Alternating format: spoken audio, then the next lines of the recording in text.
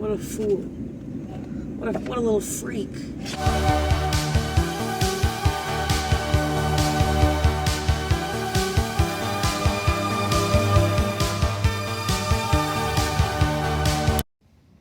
We're in my car and it's raining. I got something in the mail and I'm here to make a video about it.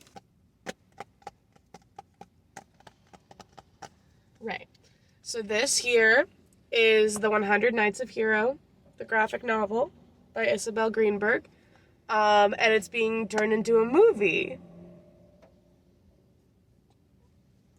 Why do you think we're here? Why do you think we're here? Who's in the movie? Who's in the movie? Nicholas Galitzine. Yep, exactly. So much like my video where I read The Idea of You, post the casting news for that, we're here to read this.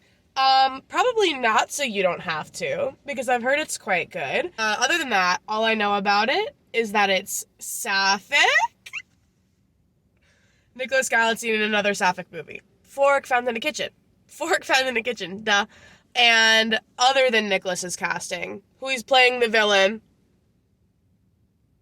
I've been waiting for this one. Also starring Micah Monroe and Charlie XCX. If I had a nickel for every time Nicholas Galitzine was in a sapphic movie with Charlie XCX playing the villain, I'd have 2 nickels. Which isn't allowed, but it's weird that it happened twice. This should be a pretty quick read, because it is a graphic novel. I went and got this used on eBay because I wanted to get a copy before they started becoming expensive because people wanted to read them for the movie. I know Nicholas is this silly little guy. That's so fun. His name is Manfred. Manfred. I'm pretty sure Micah is playing Cherry, the main girl. But we're gonna find out. We're gonna read. We're gonna see what we're getting ourselves into for this movie adaptation. I'm very excited. So welcome back to another little reading vlog. This book is very large. This is very big. I thought it was gonna be a lot smaller than this. But the art looks very spooky. Very colorful. So let's just jump right into it. Also, I do have a cold at the moment, so that's why I sound like this. Very nice. Wow. Okay, so in the prologue, there's this bird guy, and he has a daughter, and the daughter, like, created humans, and then he's like, oh, the humans are just having a good old time. That won't do. They need to experience suffering. I like him. He's so me. Woo! Oh my god, there he is. Very first line of dialogue. Fact, there are no good women. They are all scheming bitches, whores, and also fiendishly boring. Well, yes! Nicholas Galitzine's first line of dialogue in this book, you guys. I don't know who's playing Jerome. I don't know if they've cast him yet. I have never met a woman who has fulfilled all of my criteria. Okay, Manfred, what are these criteria? Beautiful, of course, but that isn't all. Plenty of women are beautiful, but behind their innocent eyes, they are plotting the downfall of all men. He's on to us. This is so unserious. Don't you think that's a little suspicious? Certainly not, and I will tell you why. Once I loved a woman. She was of surpassing beauty and moderate cleverness. I wooed her with gifts and words. I promised her many things and demanded only one thing in return, absolute and total loyalty and obedience. Oh no, he killed his wife. Oh no. Are they gonna give Nicholas this fuck-ass top hat? Okay, so Jerome has challenged Manfred to seduce his wife. He has 100 days to seduce his wife, and he guarantees that his wife will not be swayed. So I think that's our wager, our plot here. And then if Jerome is right that she's not gonna be seduced, then he gets his castle. They get each other's castles. Whoever wins this wager gets the other person's castle, and the wife if he manages to seduce her. Okay, so which one is his wife? Is Micah Monroe his wife? I love you, Micah Monroe. Cherry. Okay, yeah, so Cherry is his wife. And Cherry's being played by Micah Monroe. And she fell in love with her maid. Her maid's name is Hero. Okay? And I'm pretty sure that's Emma Corrin. I love lesbians. Let's go, lesbians. Let's go. Okay, so Hero overheard the conversation about the wager. So now she told Cherry, and now they're gonna outsmart Manfred. Lesbian schemes. Lesbian schemes. They're so cutie patootie. I'm so dead. It says, but first get into bed with me because I miss you. And then it just has this little black box which says, no, of course I'm not going to show what happened then. What kind of book do you think this is? Well, apparently Manfred is smarmy and smirky and oozes confidence. Well, yes. He's like, oh, I should get in bed with you. And then she says, so kind, but really I must stay loyal to my dear husband. And he says, woman, your modesty is quite frankly a massive turn on. I'm pretty sure he's threatening to assault her now, though. Which is not. Okay, but like, that's literally Micah Monroe. Like, that's literally her. A+ casting. Okay, so now the maid is in the bed with them, and she's gonna tell a story. Second part. Woo. What will we do when father makes us marry and we must leave each other to live with a man and we will never read again?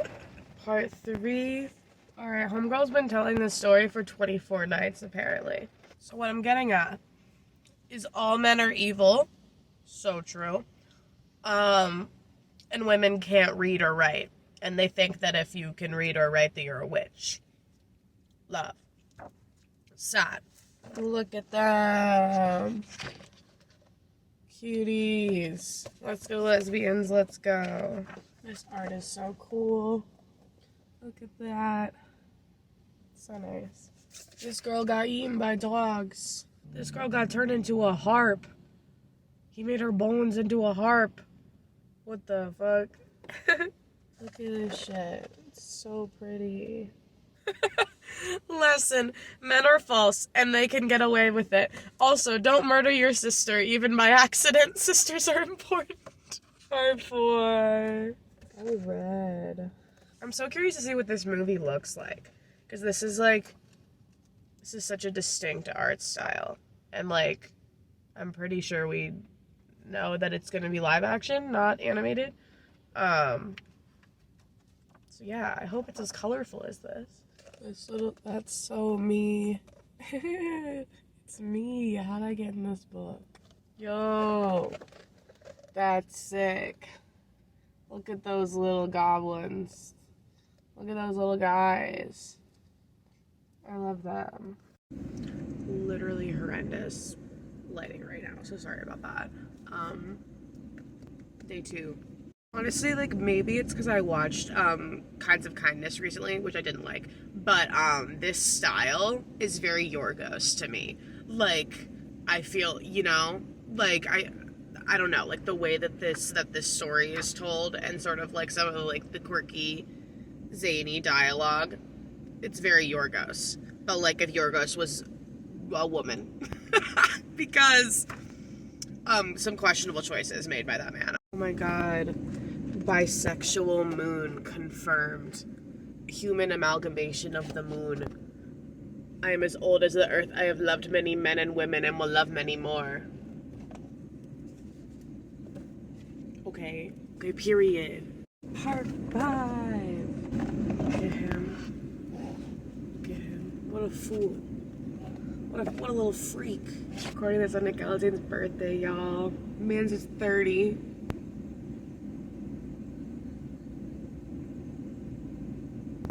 Right.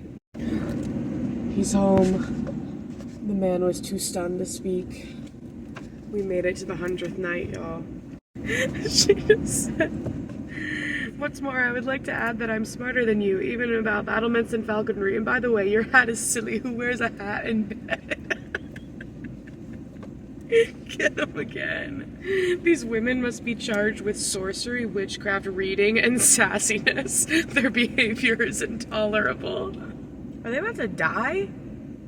If they kill the lesbians? Oh, don't piss me off. You are the greatest adventure of my life. What do you mean? 6. Wait a minute. Is this last one the 12 Dancing Princesses? There are 12 daughters.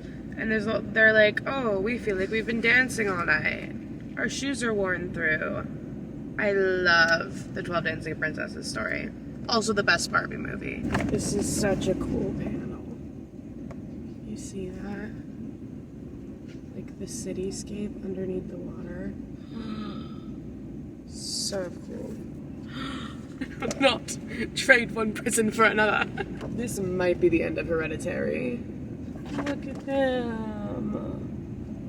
Let's go, lesbians, let's go. And they said, I love you. Look at that. Look. We did it. Yay. I really like it. I like that it's sort of like little vignettes of like stories that Hero is like telling to Manfred. I think that's cool. Like I like stuff like that, and I'm excited to see how that translates to a movie of like getting to see like the different stories like play out that she's telling. And it has some good humor, and I think the art style is very eerie. It's very creepy to me, like in a good way. Like I'm sure that is a lot of it is intentionally sort of creepy. And like I said earlier, like I'm excited to see how this gets translated to a movie visually, because like completely different medium. Because as far as we're concerned, the movie is live action. So yeah, like I'm super curious to see like the coloring and the style and like how they choose to do that. Very intrigued, very excited. I also love that this is like canonically sapphic. Not that I like doubted that it was when people were like, oh, it's like a lesbian graphic novel, but you know, it's like a canonically together female couple, which is really cool. And we always need more of that in the film world, because sapphic stuff is still harder to come by than some other types of queer rap and things. Also for like the setting and stuff, cool setting to have like a sapphic love story undertone kind of thing. Oh, I'm so excited. Micah Monroe girl kisser. I never lose. Also, like Nick finally having like a proper villain role, very exciting to me. That's something that like I really wanted to see from him, especially after Mary and George, where it's like George Villers was kind of like borderline villain in some elements of that story. Like, yeah, I've been wanting to see him play a proper villain, and I think this villain is very zany. And I'm just really curious to see like what all the styling looks like for these characters. Like they have such like just funny stylized looks here, and I can't wait to see what that looks like in a movie. So is basically the bottom line. Super excited to see how this translates from one art medium to another. And thank you so much for watching this video. Comment, like, and subscribe, press the notification bell because I don't have an uploading schedule. Bye.